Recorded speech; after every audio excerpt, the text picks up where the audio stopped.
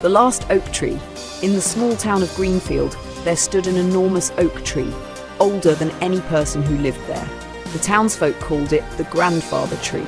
Children once played under its shade, young couples carved their initials into its bark, and during hot summers, families picnicked in its wide shadow. Arthur, now 72, remembered climbing that tree when he was a boy. Back then, the town was surrounded by green fields and streams that sparkled in the sunlight. But as decades passed, new stores, parking lots, and concrete roads took over. Bit by bit, the green vanished, and the grandfather tree became one of the last living witnesses of the town's past. One morning, Arthur woke to find construction workers gathered around the oak. A new shopping centre was planned, and the tree was in the way. The thought of losing it felt like losing a piece of his childhood and a piece of the earth itself.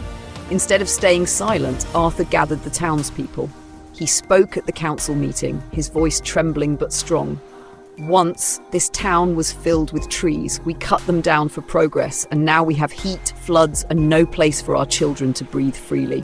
This oak has given us shade, beauty, and memories. If we cut it down, we'll lose not only a tree, but part of who we are.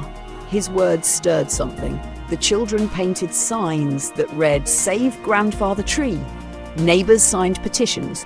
Even the mayor, who once supported the project, began to rethink.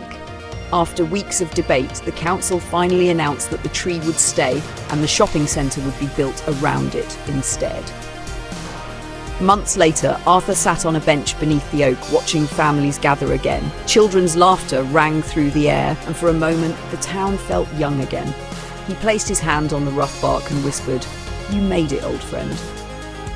The grandfather tree stood, stronger than ever, a reminder that protecting nature isn't about saving the past, it's about ensuring the future.